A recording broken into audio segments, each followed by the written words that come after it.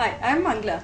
I've been in the IT for past 11 years, working on to Java, JavaScript, and XML. So for the next couple of days, we'll be looking at Java and J2EE. So we'll be covering all the concepts of Java, like the packages, interfaces, exception handling, the JVM, the multi-threading, networking, JDBC, and in J2EE, the RMI, Java Beans, JMS, servlets, JSP, and EJB. So these are the topics to be covered for the next couple of days. So let's start off with OOPS concepts, as Java is an object-oriented programming language. So let's look at what are the features of OOPS. First of all, there are 4 features of OOPS. 1. Encapsulation. 2. Inheritance. 3.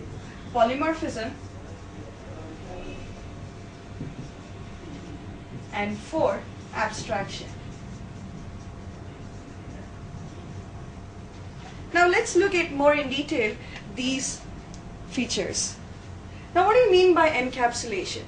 Encapsulation means putting together all the variables and the methods into a single unit called as a class.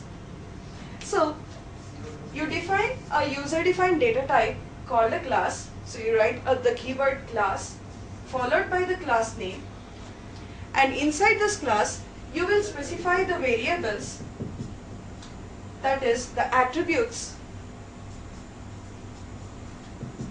and the characteristics, those are the methods.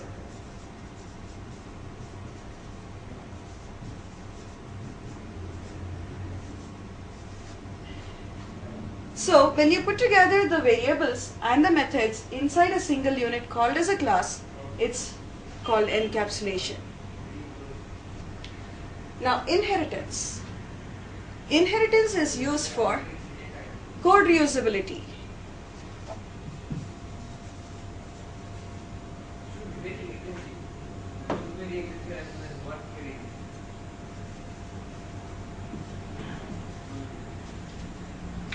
You already have defined an object, or rather you have already defined set of attributes and characteristics which you would like to make use of again and expand upon it.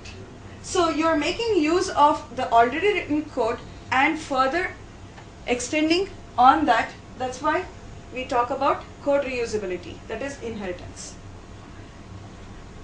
Next, polymorphism. Polymorphism means, polymorphic means many forms. So there are 2 types of polymorphism that we talk about out here, called as static binding and dynamic binding.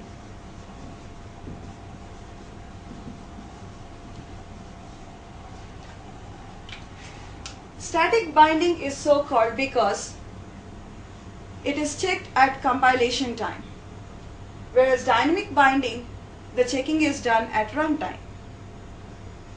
So example of static binding is function, overloading. When we talk about dynamic binding, it is when a particular object acts differently depending on the type of reference that's passed to it. So we'll talk about this little later. Now coming to abstraction. Abstract means something which is unknown. So this generally occurs, the abstract data types occurs at the generic level of classes, at the top level of classes. That is abstraction. So now let's look at an example of each one of these features. So let's say we have a class with certain members.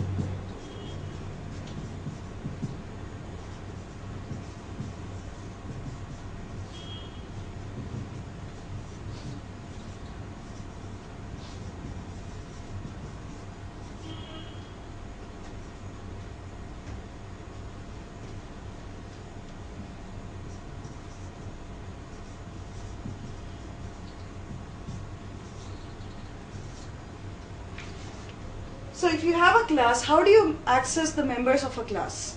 in order to access the members of a class, you need to define a variable for this class.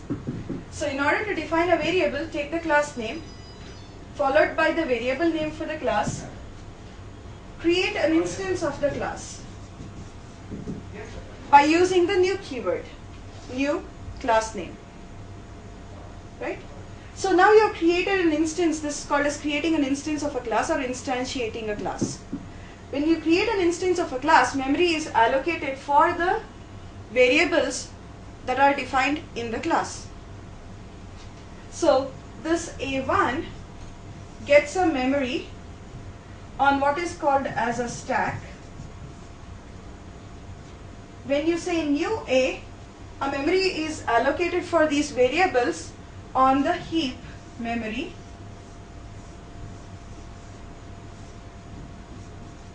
and this A1 would be pointing to this heap memory. Okay? So this particular variable A1, which is of type A, is called as an object or an instance variable of a class. Now using this instance variable, then we access the members of the class. It could be a variable or it could be a method. Likewise. So this is how we access the members of a class. Now apart from the variables and the methods that you define in a class, you also have something called as constructors in a class. Constructors always have a same name as the class name, and they do not have a return type, unlike a method. Why do we need to write the constructor? Now constructors are written generally to initialize the members of the class or do something which is at that particular instance when you need to create an object of a class. Okay? So right now we do not have a constructor in a class. When you don't write a constructor in a class, the compiler will insert what is known as a default constructor. A default constructor is a constructor which does not take any parameter or argument. The compiler will insert a constructor likewise, as if it's almost a do-nothing constructor. So this particular constructor is the default constructor, as there are no arguments being passed here. You can write your own constructors in a class. You can pass parameters to those constructors. For example, we might write a constructor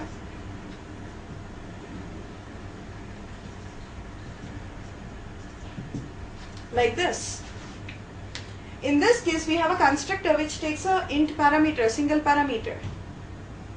Now when we write a constructor in a class, then the compiler will no longer insert the default constructor. So for this particular class, we no longer have a default constructor, we just have a parameterized constructor.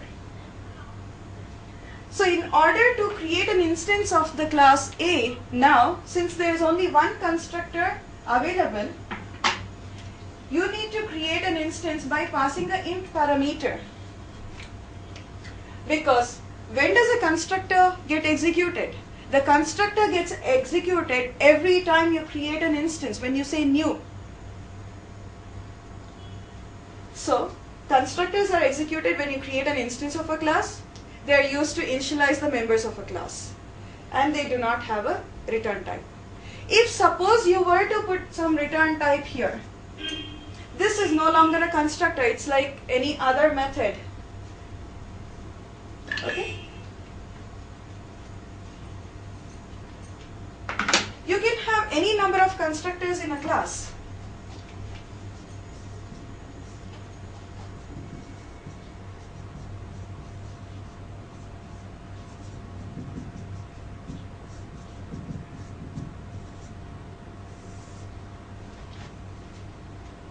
So now there are two ways of creating an instance of this class. Either by passing an int value while you are creating an instance, or by passing an int comma the character value. So depending on the type of parameters that you are passing, when you create an instance of a class, the appropriate constructor will be called.